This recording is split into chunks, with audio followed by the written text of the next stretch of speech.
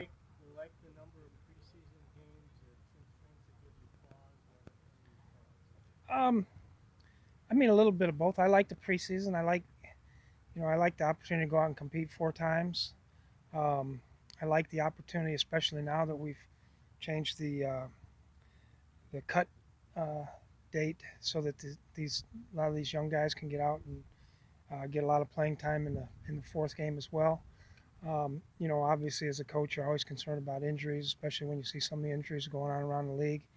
So, I think you have to be mindful of all those things. Seem like the right number to you? Yeah, I don't have a problem. I don't have, preseason is a lot less stressful for me. you know, I'm not as nervous on game day as I normally would be. Mike, do preseason wins mean anything to you? I mean, you got a really good record there, but Yeah, it doesn't. It really doesn't.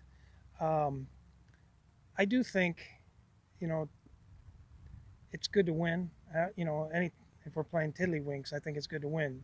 So I think the competitor part of me is always good. Um, at the end of the day, it doesn't matter, no. But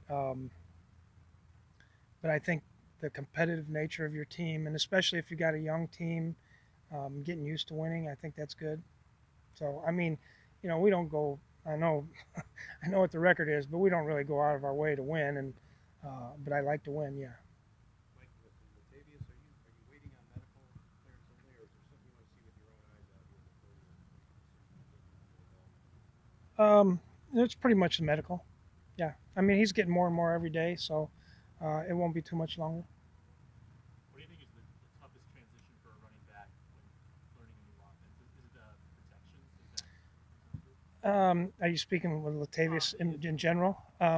No, I don't think, he's been around long enough and seen a number of different protections and, through the course of the practice that he's been in and the walkthroughs and things like that. I don't think he'll have an issue with that. I think, um, getting to know the guys a little bit more, how they block up front and, when you're chipping a defensive end, where exactly the guy's going to be. Those kind of scenarios probably more so than anything. The terminology obviously is always the number one thing uh, for learning offense. But yeah, Latavius is a smart guy. What do you like about what Seattle's defense can do to challenge your offense and kind of give you a feel for what can take place?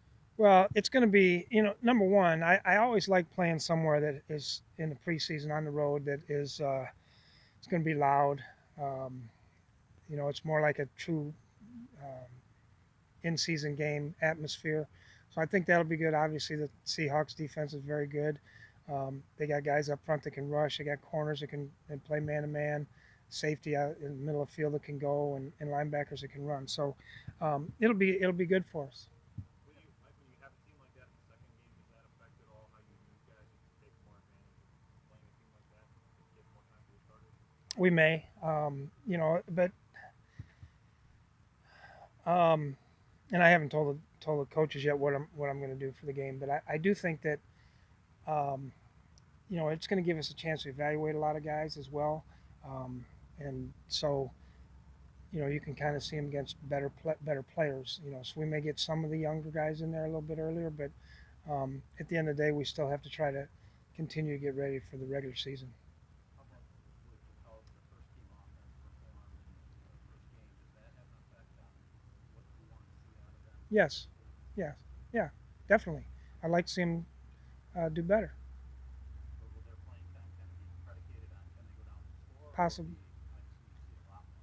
possibly. I mean, I feel like we got to develop a rhythm here a little bit, get going from there. Coach, against the Bills, with pressuring the quarterback really all the way up until the end of the game, just kind of wondering your thoughts on how that went and also the decision to use Forrest Richardson in a few of those situations. It's basically dependent on the call that we have on the pressures, and so usually I'm trying not to say this in the wrong way.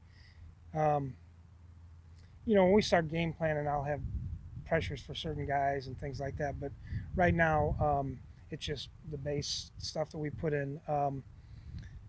You know, I, I don't know. It's just in the preseason, uh, some of the things we're trying to work on too is when we are pressuring and it's a run or something like that, making sure they understand what gaps to be in, because it's hard to do to simulate here in practice all the time. So part of that is in the running game um, when we are pressuring, and sometimes it's just making sure everybody understands the calls and the signals and things like that on the road as well. Mike, is it likely to use the starters most of the way in the first half of the third game? I'm honestly, I'm really weighing that a lot. Like I said, I saw I was having to be had the game on in the background, and I saw two defensive starters go out for the season yesterday, and I saw one team had 5 guys get injured yesterday. So it's a really fine line, and my concern is, all right, how much do we weigh the guys that I really know?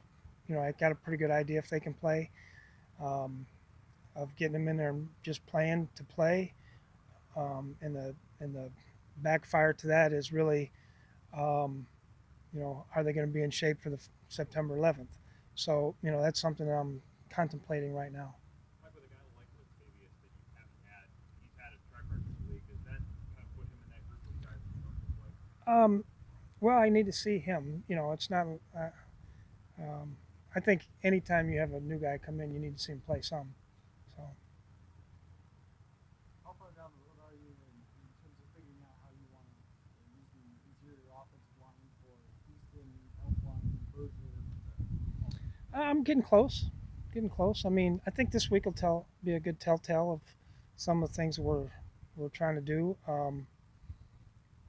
Like I say, it'll be good competition. So we may have some guys in some different spots this week and see how that goes. We've seen Tom Johnson progress since he's been here. Curious, very first year, he had that off-field issue that you guys were really tight, backing him up right away. What gave you the confidence to do that right away?